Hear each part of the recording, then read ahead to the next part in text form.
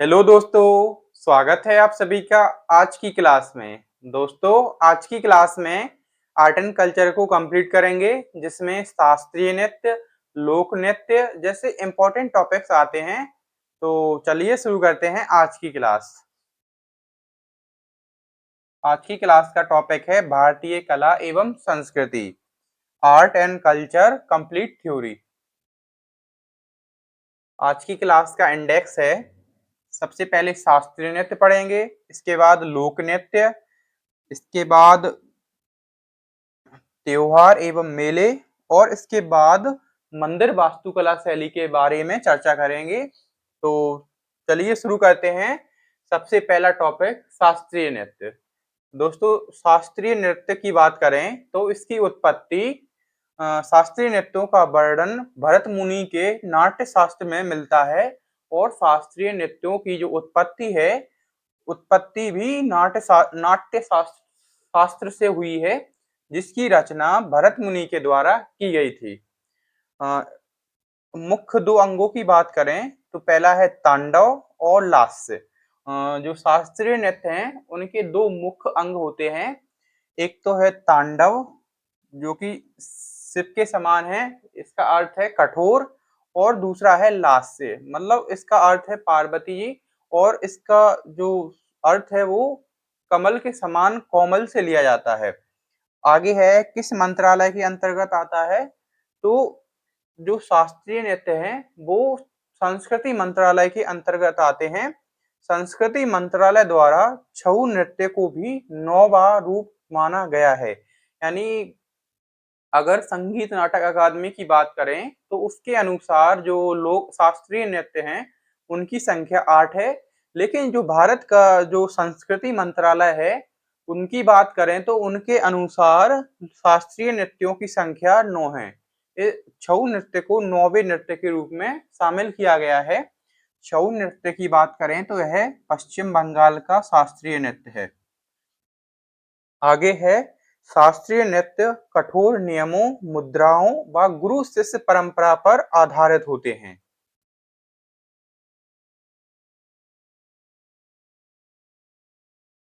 आगे है भरतनाट्यम। दोस्तों, भरतनाट्यम जो कि तमिलनाडु राज्य का एक शास्त्रीय नृत्य है, और सबसे प्राचीन शास्त्रीय नृत्य भी भरतनाट्यम है। इसे पूर्व में सादिर या दासीअट्टम के नाम से भी जाना जाता है। जो भरतनाट्यम है इसके अन्य नाम की बात करें तो इसे सादिर और दासीअट्टम के नाम से भी जाना जाता है। यह तमिलनाडु के मंदिरों में देवदासियों द्वारा प्रस्तुत किया जाता था। जो भरतनाट्यम नृत्य है वह तमिलनाडु राज्य के मंदिरों में देवदासियों के द्वारा प्रस्तुत किया जाता है। एक ही नर्तक द्वारा विभिन्न पात्रों की भूमिका निभाना एक हार्य कहलाता है। जो भरतनाट्यम नृत्य है वह एक हार्य शैली में किया जाता है। और एक हार्य शैली का अर्थ है एक ही नर्तक द्वारा विभिन्न पात्रों की भूमिका निभाना एक हार्य कहलाता है। यानी कि इसमें सिर्फ एक ही अभिनेता होगा और उसी के द्वारा विभिन्न पात्रों की भूमिका निभाई जाएगी। कृष्णा अय्यर एवं रुक्मिणी देवी अरुणडेल ने इसे पुनर्जीवित किया। यानी जो कृष्णा अय्यर और रुक्मिणी देवी अरुणडेल हैं, वो भरतनाट्यम नृत्य के प्रमुख कलाकार माने जाते हैं। आगे है भरतनाट्यम के प्रमुख कलाकार, फेमस आर्टिस्ट। सबसे पहला है रुक्मिणी देवी अरुणडेल। रुक्मिणी देवी अरुणडेल की बात करें तो राज्यसभा में नामांकित होने वाली पहली भारतीय नर्तकी हैं। यानी जो कला क्षेत्र है उस क्षेत्र से राज्यसभा के लिए नॉमिनेट होने वाली पहली महिला नर्तकी हैं रुक्मिणी देवी अरुणडेल। दूसरे नंबर पे हैं यामिनी कृष्णमूर्ति। यामिनी कृष्णमूर्ति की बात करें तो भरतनाट्यम एवं कुचिपुड़ी दोनों नृत्यों की अंतरराष्ट्रीय ख्याति प्राप्त नर्तकी हैं। यानी जो यामिनी कृष्णमूर्ति है उन वे भरतनाट्यम के साथ साथ कुचिपुड़ी नृत्य का भी प्रस्तुति करती हैं, और यह एक इंटरनेशनल प्रसिद्ध यानी इंटरनेशनल फेमस डांसर हैं यामिनी कृष्णमूर्ति। तीसरे नंबर पर है सोनल मानसिंह। सोनल मानसिंह भरतनाट्यम व ओडिसी की विदुषी हैं, यानी सबसे कम उम्र में इन्हें पद्म भूषण भी मिला है। जो सोनल सोनल मानसिंह हैं वो एक प्रसिद्ध भरतनाट्यम एवं ओडिसी डांसर हैं और इन्हें सबसे कम उम्र में पद्म भूषण भी प्रदान किया गया था। इसके बाद अगर अन्य कलाकारों की बात करें तो टी बाला सरस्वती, पद्मा सुब्रमण्यम और बैजंती माला इसके फेमस कलाकार माने जाते हैं। आगे है कथकली। दूसरा जो दूसरा शास्त्रीय नृत्य है उसका नाम है कथकली और यह केरल राज्य का शास्त्रीय नृत्य है। कथकली की बात करें तो कथकली में नर्तक बोलता नहीं है, केवल नेत्र और हस्त मुद्राओं से अभिनय करता है। यानी इस नृत्य की एक प्रमुख विशेषता है कि इस नृत्य में अभिनय करने वाला पात्र बोलता नहीं है, वह संकेतों के माध्यम से अभिनय करता है। पात्रों के रंग की बात करें तो हरा, लाल और काला, इसमें 3 कलर के वस्त्र धारण किए जाते हैं। यहाँ पर हरा शब्द का अर्थ है सात्विक, लाल का अर्थ है राजसी और जो काला रंग है वो तामसिक प्रवृत्ति को दर्शाता है। इसके बाद अगर इसकी विषय वस्तु की बात करें तो रामायण, महाभारत व पुराणों की पौराणिक कथाओं का इस पर अभिनय किया जाता है। यानी कथकली नृत्य में रामायण, महाभारत और पुराणों की जो पुराण है उनकी पौराणिक कथाओं का अभिनय किया जाता है कथकली नृत्य में।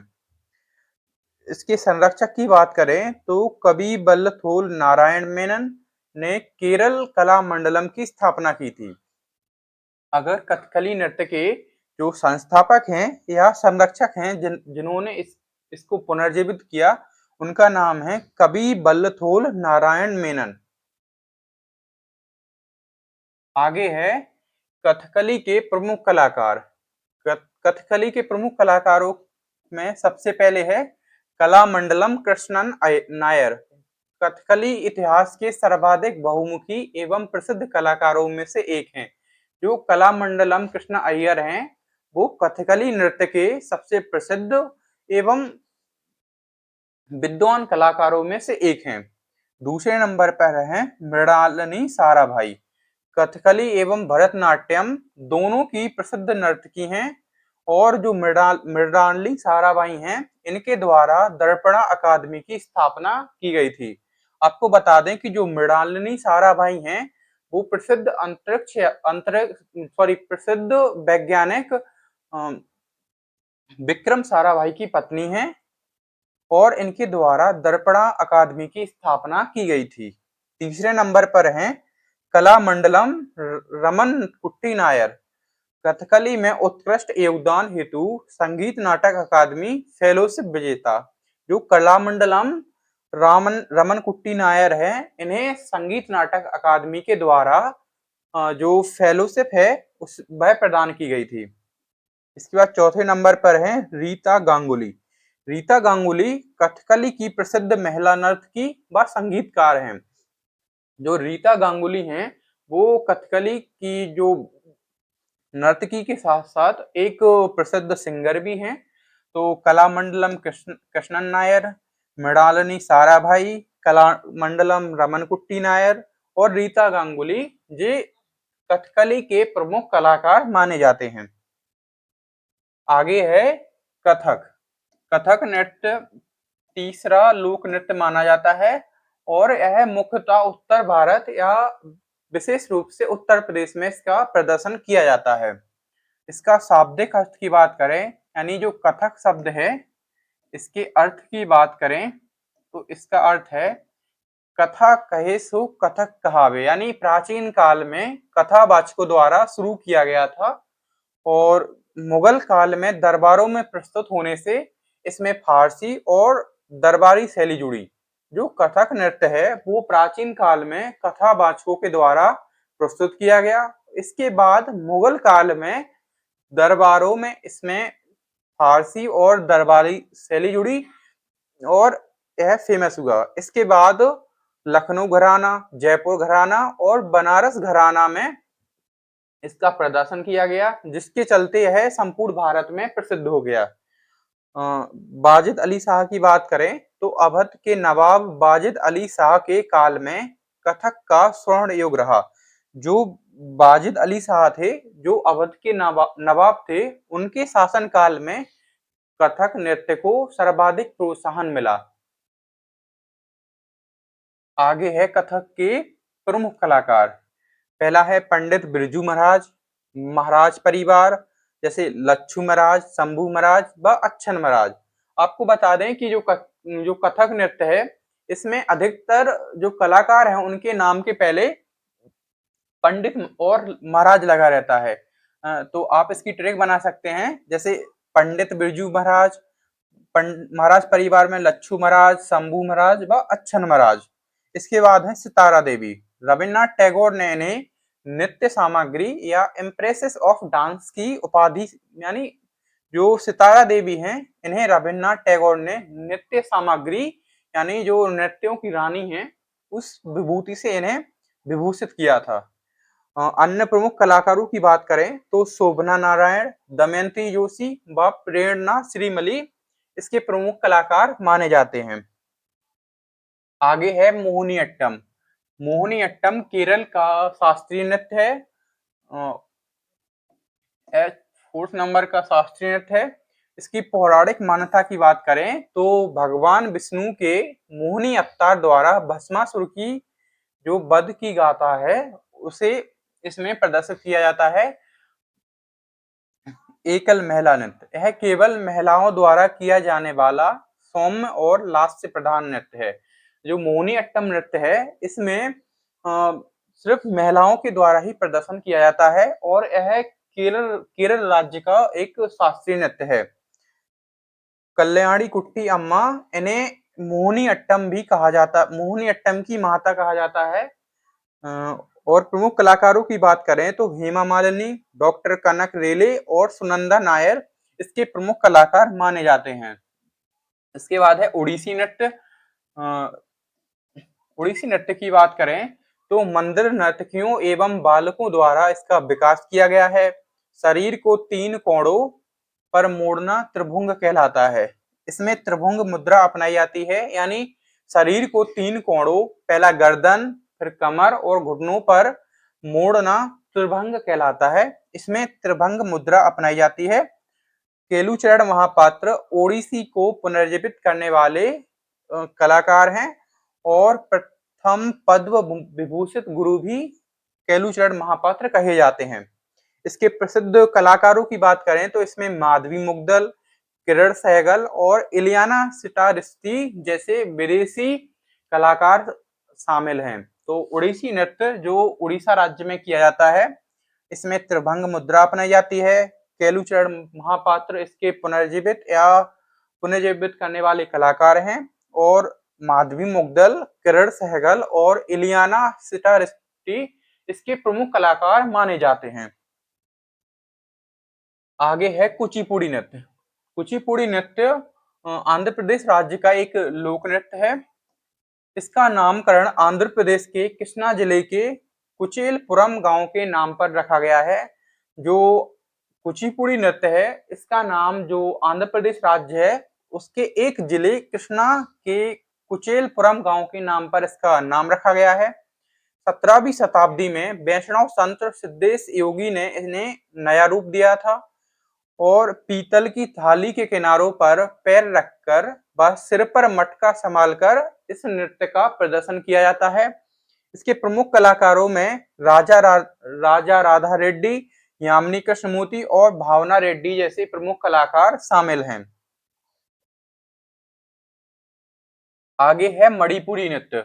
मणिपुरी नृत्य राधा और कृष्ण के अलौकिक प्रेम और रासलीला पर आधारित लोक शास्त्रीय नृत्य है। नर्तकियों द्वारा पहना जाने वाला बेलनाकार घाघरा कुमिल कहलाता है। मणिपुरी नृत्य में जो नर्तकी जो पोशाक पहनती हैं, उन्हें कुमिल पोशाक के नाम से जाना जाता है। इसकी प्रमुख कलाकारों की बात करें तो झावेरी बहनें मणिपुरी नृत्य की प्रमुख कलाकार मानी जाती हैं। झावेरी बहनों की बात करें तो इसमें दर्शना झावेरी, नैना झावेरी, रंजना झावेरी और सुवर्णा झावेरी प्रसिद्ध मणिपुरी नर्तकियां हैं।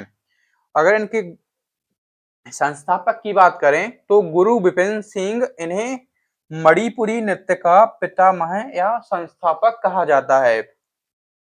आगे है सत्रिया नृत्य। सत्रिया नृत्य असम का एक लोक नृत्य है। इसके संस्थापक 15वीं शताब्दी के महान वैष्णव संत श्रीमंत शंकर देव जी के द्वारा जो सत्रिया नृत्य है इसकी स्थापना की गई थी। यह नृत्य असम के वैष्णव मतों में विकसित हुआ और प्रस्तुत हुआ। यानी जो सत्रिया नृत्य है उसका उद्गम असम के वैष्णव मठों में किया गया है। यह शास्त्रीय नृत्य अंकिया नाट नामक पारंपरिक नाटक का भाग है। जो शास्त्रीय नृत्य है यह अंकिया नाट नामक एक प्रसिद्ध पारंपरिक नाटक का एक भाग है और इसे वर्ष 2000 में संगीत नाटक अकादमी द्वारा शास्त्रीय नृत्यों की सूची में शामिल किया गया था। भारत की शास्त्रीय भाषाएं। आगे है भारत की शास्त्रीय भाषाएं जो कि दूसरा टॉपिक है, जिसमें तमिल और संस्कृत जिसे 2004 में जो शास्त्रीय भाषाओं की सूची है उसमें शामिल किया गया था। तमिल को 2004 में और संस्कृत को 2005 में शास्त्रीय भाषाओं में शामिल किया गया। इसके बाद कन्नड़ को 2008 में, तेलुगु को 2008 में, मलयालम को 2013 में और उड़ीसा को 2014 में शास्त्रीय भाषाओं की सूची में शामिल किया गया था। इसके बाद वर्ष 2024 में मराठी, पाली, प्राकृत, असमिया, बांग्ला इन सभी भाषाओं को शास्त्रीय भाषा का दर्जा प्रदान किया गया। तो तमिल 1, संस्कृत 2, तेलुगु 3, कन्नड़ 4, मलयालम 5, उड़ीसा 6, 7, 8, 9, 10, 11 जो वर्तमान में 11 भाषाओं को शास्त्रीय भाषा का दर्जा प्रदान किया गया है। आगे है उत्तर प्रदेश एवं पंजाब के लोक नृत्य। शास्त्रीय भाषाओं के बाद अब देखते हैं लोक नृत्य। तो सबसे पहले है उत्तर प्रदेश के और पंजाब के लोक नृत्य, जैसे चरकुला नृत्य जो कि उत्तर प्रदेश का एक प्रमुख नृत्य है। ब्रज क्षेत्र में सिर पर 108 दीपकों का पिंजरा रखकर इस नृत्य का आयोजन किया जाता है। जो चरकुला नृत्य है यह उत्तर प्रदेश राज्य का एक प्रमुख लोक नृत्य है और इस नृत्य का प्रदर्शन ब्रज क्षेत्र की बात करें तो मथुरा के आसपास इसका आयोजन किया जाता है। इस नृत्य में 108 दीपकों का पिंजरा बनाकर उसे सिर पर रखकर इसका प्रदर्शन किया जाता है। नौटंकी व रासलीला भी उत्तरी भारत का प्रमुख लोक नृत्य और कृष्ण लीलाओं का प्रदर्शन किया जाता है। कजरी और झोरा भी उत्तर प्रदेश के प्रमुख लोक नृत्य हैं। तो उत्तर प्रदेश के लोक नृत्य हैं चरकुला, नौटंकी, रासलीला, कजरी और झोरा। तो ये 5 लोक नृत्य हैं जो उत्तर प्रदेश के प्रमुख लोक नृत्य माने जाते हैं। चरकुला नृत्य, नौटंकी, रासलीला, कजरी और झोरा। झोरा बसंत ऋतु और सावन के महीने में महिलाओं के द्वारा प्रस्तुत किया जाने वाला एक लोक नृत्य है।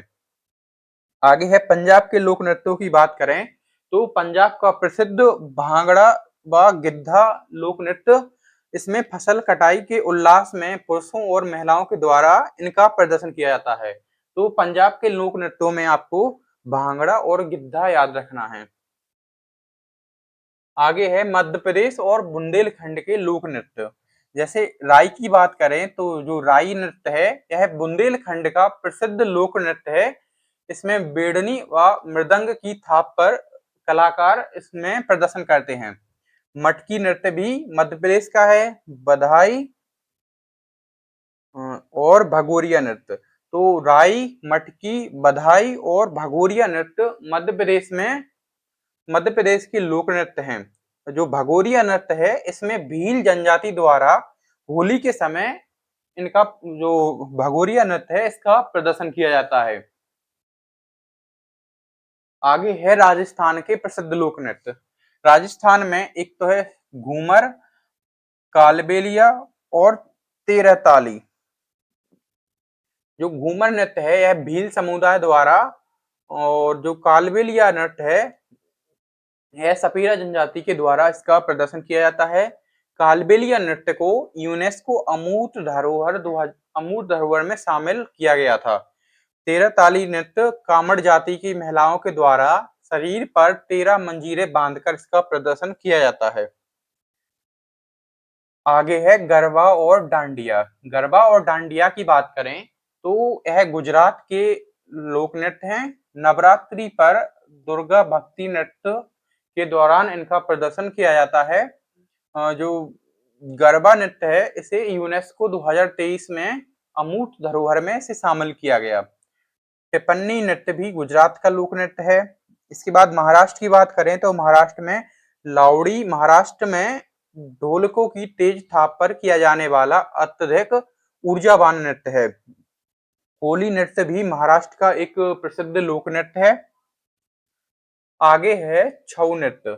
छऊ नृत्य की बात करें तो यह पूर्वी भारत में इसका प्रदर्शन किया जाता है। जाट जाटन बिहार का है और घूमर झारखंड, बाउल और गंभीरा पश्चिम बंगाल के प्रमुख लोक नृत्य हैं।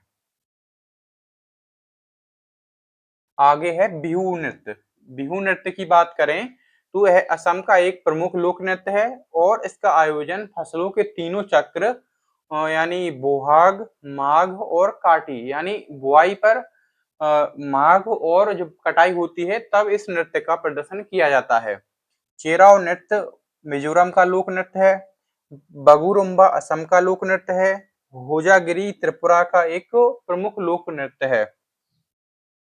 आगे है करगट्टम। करगट्टम तमिलनाडु का, यक्षगान कर्नाटक, कोलाट्टम आंध्र प्रदेश और तमिलनाडु और पदयनी और थियम लोक नृत्य केरल में इनका प्रदर्शन किया जाता है। आगे है छोलिया नृत्य। छोलिया नृत्य जो उत्तराखंड है उसमें कुमाऊं क्षेत्र का प्रसिद्ध तलवार और ढाल आधारित राजपूत युद्ध नृत्य है। नाटी नृत्य हिमाचल प्रदेश, रऊफ और हिकात जम्मू कश्मीर और कुद नृत्य जम्मू कश्मीर का एक प्रसिद्ध लोक नृत्य है। थांगटा की बात करें तो है मणिपुर राज्य का, कलारियट्टू केरल का और गोरमारिया छत्तीसगढ़ का एक प्रसिद्ध लोक नृत्य है। आगे है छठ पूजा।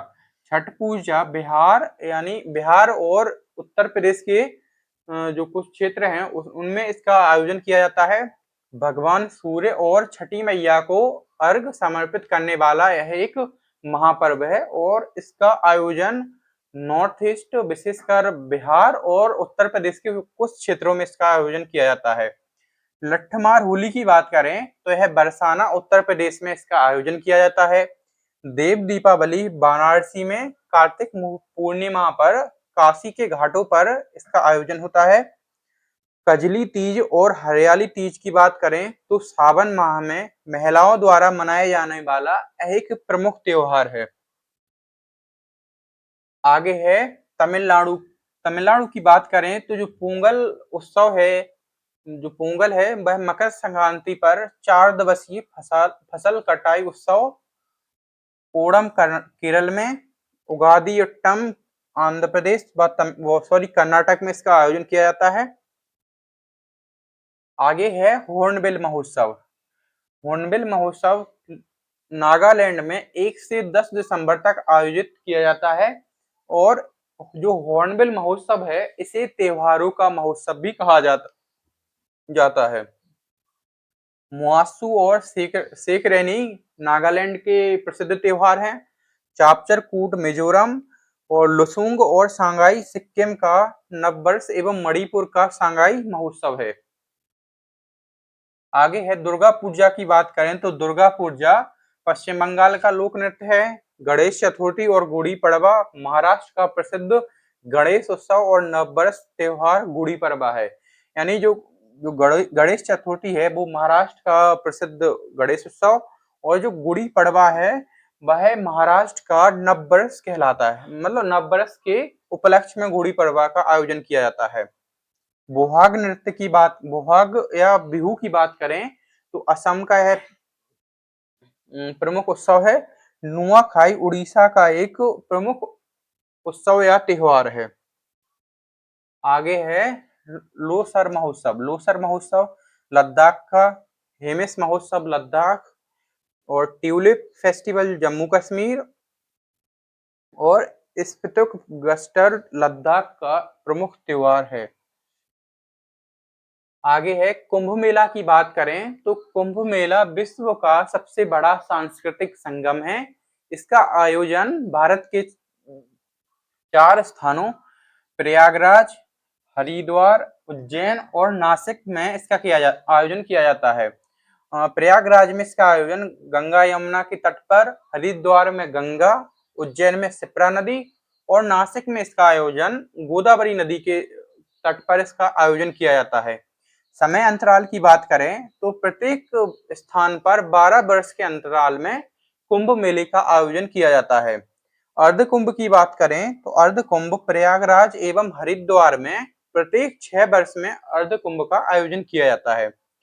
वर्ष 2017 में कुंभ मेले को यूनेस्को अमूर्त मानवता की सूची में शामिल किया गया था। कुंभ मेले को यूनेस्को की अमूर्त धरोहर में वर्ष 2017 में शामिल किया गया था। आगे है पुष्कर मेला। पुष्कर मेला राजस्थान का एक प्रसिद्ध एवं राजस्थान का प्रसिद्ध मेला है। सोनपुर मेले की बात करें तो है बिहार का, गंगा सागर मेला पश्चिम बंगाल, अंबुबाची मेला असम का प्रमुख मेला है।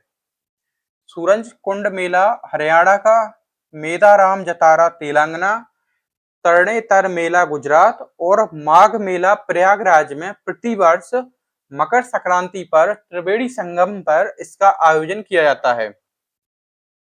आगे है नागर शैली। मंदिर वास्तुकला शैली की बात करें तो भारत में 2 शैली हैं। पहला है दक्षिण भारत की शैली और जो उत्तर भारत की शैली। इसमें नागर शैली की बात करें तो ऊंचे चबूतरे, रेखा शिखर और अम्लक व गर्भगृह होते हैं।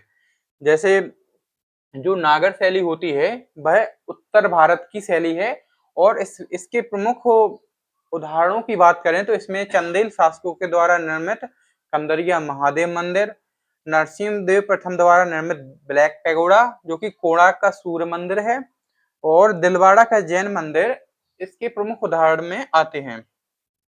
इसके बाद है द्रविड़ शैली। द्रविड़ शैली में दक्षिण भारत के मंदिर आते हैं। इनकी विशेषताओं की बात करें तो इनमें विशाल प्रवेश द्वार और प्रामुड इनकी संरचना होती है। इनके उदाहरणों की बात करें तो बृहदेश्वर मंदिर, मीनाक्षी मंदिर और महाबलीपुरम का रथ मंदिर इसके प्रमुख उदाहरण हैं। इसके बाद है बेसर शैली। बेसर शैली जो कि नागर शैली और द्रविड़ शैली का मिश्रित रूप है। नागर एवं द्रविड़ शैली का है एक मिश्रित रूप कहलाता है। होयसलेश्वर मंदिर कर्नाटक के बेलूर, हलेबीडु और सोमनाथपुरा के मंदिर बेसर शैली में इनका निर्माण किया गया है। आगे है भारत के प्रसिद्ध मंदिर। भारत के प्रसिद्ध मंदिरों की बात करें तो पहला है कोणार्क के सूर्य मंदिर जो कि उड़ीसा राज्य में स्थित है। रथ के आकार में निर्मित 12 जोड़े पहिए और 7 घोड़े से इस मंदिर का निर्माण किया गया है। यानी इस मंदिर की आकृति में 12 जोड़े पहिए और 7 घोड़े हैं। इसके बाद है मोढेरा सूर्य मंदिर गुजरात, मार्तंड सूर्य मंदिर जम्मू कश्मीर, देव सूर्य मंदिर बिहार। आगे है भारत के यूनेस्को विरासत स्थल।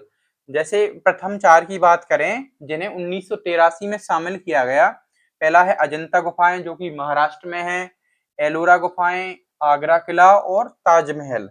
इसके बाद 39वें और 40वें की बात करें तो रामप्पा मंदिर जो कि तेलंगाना में है और धौलावीरा साइट जो कि गुजरात में है। 41वें और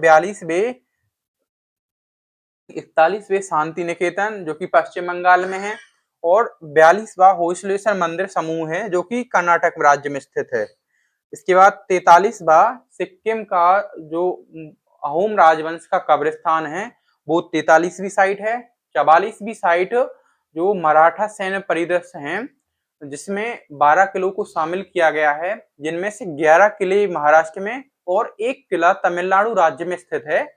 जो तमिलनाडु राज्य में जो किला स्थित है उस किले का नाम जिंजी किला है और इसे 17 जुलाई 2025 को यूनेस्को की 44वीं साइट के रूप में इसे मान्यता दी गई थी। आगे है भारत की प्रसिद्ध ऐतिहासिक गुफाएं और शैल चित्र।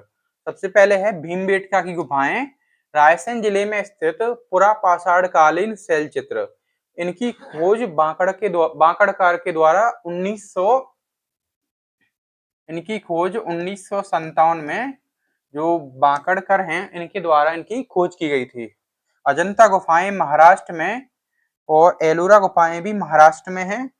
बाघ एवं बादामी गुफाओं की बात करें तो है बाघ गुफाएं एमपी में एवं जो बादामी गुफाएं हैं वो कर्नाटक राज्य में स्थित हैं, जिन्हें चालुक्य शासकों के द्वारा इनका निर्माण किया गया था। वैदिक जप और रामलीला की बात करें तो 2008 में वैदिक मंत्रोच्चार और रामलीला को प्रथम दर्जा प्रदान किया गया था। कालबेलिया और छऊ नृत्य को 2010 में शामिल किया गया।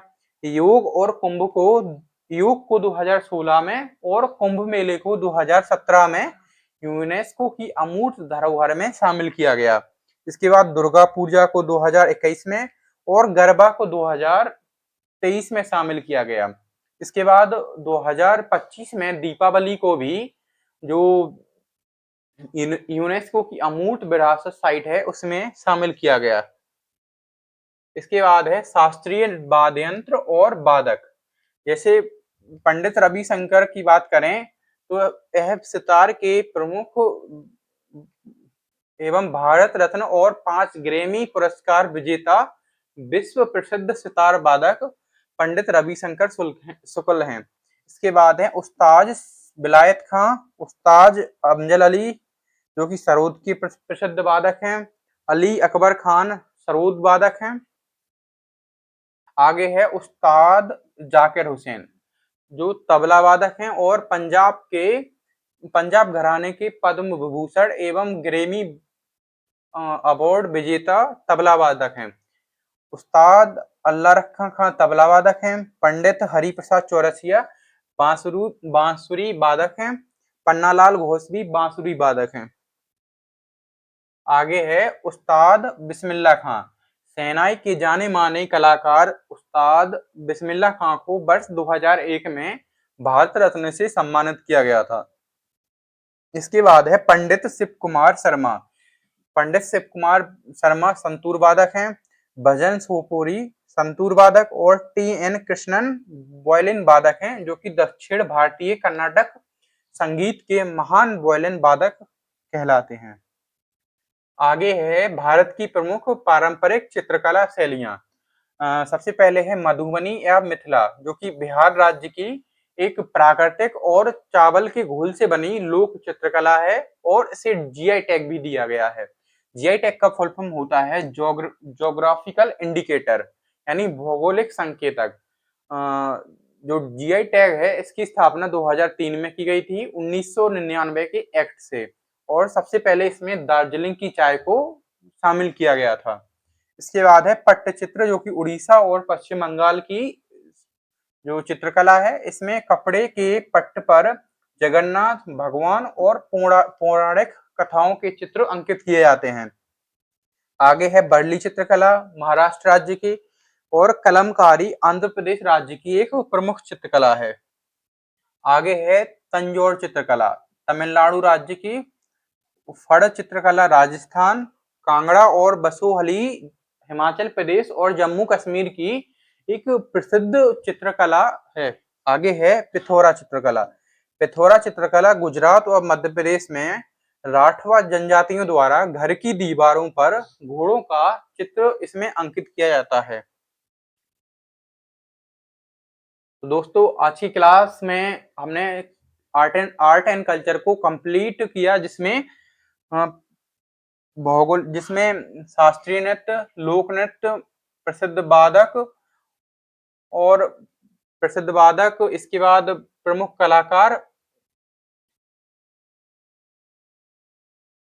कलाकार के बाद जो प्रमुख शैलियां हैं इनकी चर्चा की। आई होप आपको क्लास पसंद आई होगी। मिलते हैं कल के सेशन में। Thank you. लास्ट में भूल जाता।